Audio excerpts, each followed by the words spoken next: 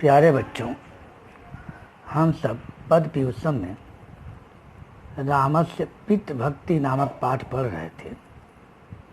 उसी क्रम में आइए चौथा भाग देखते हैं। अहो धींग माँ देवी,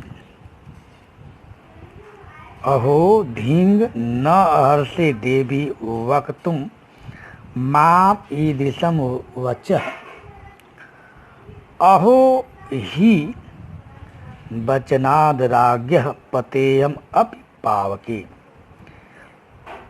ये प्रसंग उस समय का है जब कैकेयी श्री राम से कहती है कि राजा ने जो प्रतिज्ञा किया है वह प्रतिज्ञा का पालन तुम्हें अवश्य करना चाहिए।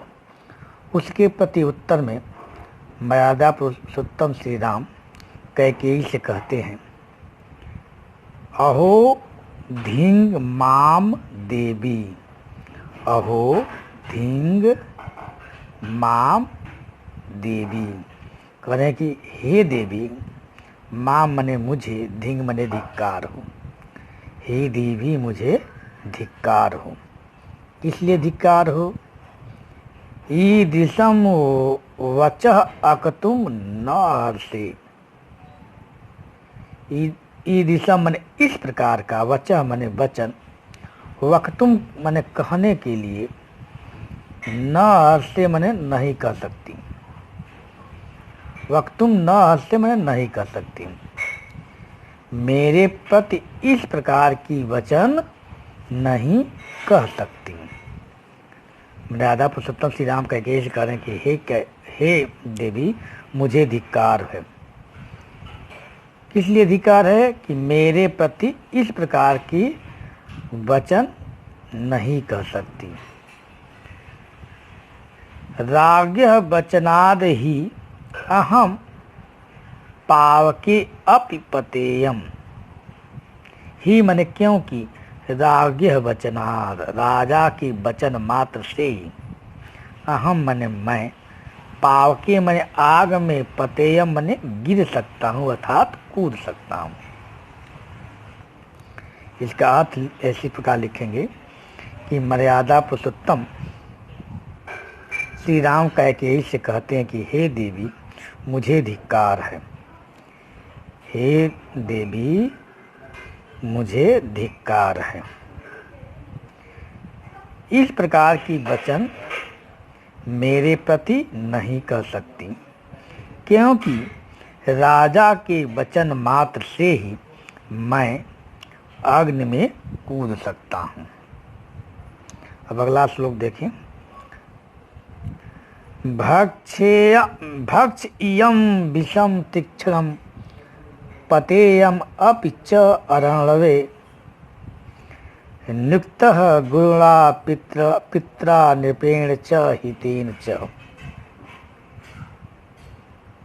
राम कहते हैं गुरुणा, गुरु के द्वारा, एक करण कारक तृतीया विभक्ति एक वचन है, पहचान होता है से द्वारा, तीन शब्दों में करण कारक है।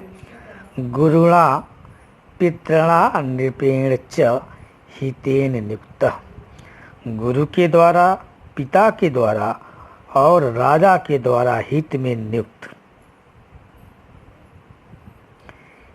इयं तीक्ष्णं विषम भक्षेयम, यह अत्यंत तीखा विष को खा सकता हूँ। और क्या कर सकता हूँ?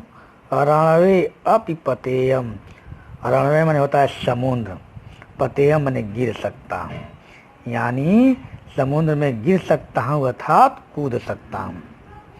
मर्यादा पुरुषोत्तम श्री राम कैकेयी से कहते हैं कि गुरु के द्वारा, पिता के द्वारा और राजा के द्वारा हित में नियुक्त होने पर यह अत्यंत तीखा विष को खा सकता हूँ और समुद्र में कूद सकता हूँ। अगला देखें। तद ब्रूह वचनम देवी राज्ञः यदि अभिकांक्षितम करिष्यसि प्रति जाने च रामः द्वि न अभिभाषते।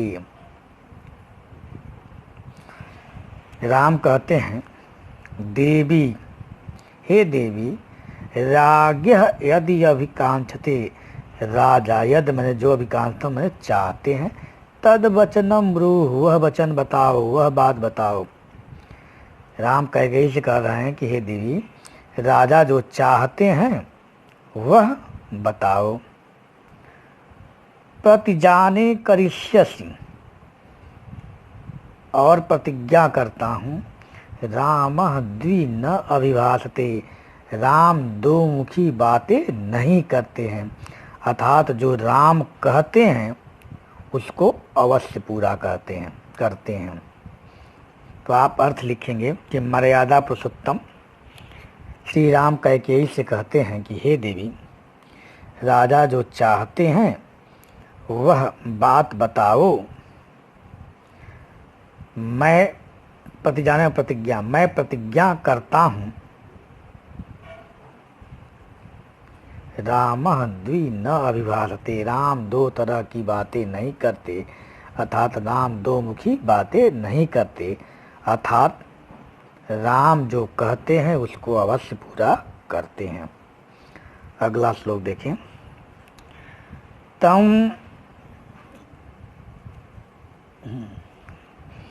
तम आजर्व समास युक्तम अनार्या सत्यवादिनी, उवाच रामम कैकेयी वचनम भृशम दारुणम। तम मने उसे, आजर्व मने अत्यंत सरलता से, तम मने उसे, आजर्व समास युक्तम मने अत्यंत सरलता से, अनार्या मने नीच विचार वाली, सत्यवादिनी मने सत्यवादी को, भीषम मने अत्यंत कठोर, दारुणम अत्यंत कठोर, भीषम दारुणम मने अत्यंत कठोर, वचनम मने वचन, उवाच मने बोली। अनार्या कैकेयी, नीच विचार वाली कैकेयी, आजर्व समासुक्तम अत्यंत सरलता से, सत्यवादिनी सत्यवादी, तम रामम उस राम को, भीषम दारुणम वचनम उवाच अत्यंत कठोर वचन बोली। देखें, नीच विचारों वाली कैकेयी अत्यंत सरलता से सत्यवादी उस राम को अत्यंत कठोर वचन बोली। इसका आप अर्थ लिखेंगे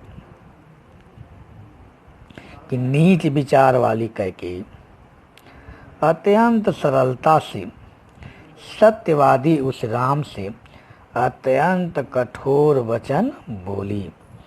प्यारे बच्चों, इन श्लोक का अर्थ समझेंगे और अपनी उत्तर पुस्तिका में लिखेंगे। धन्यवाद।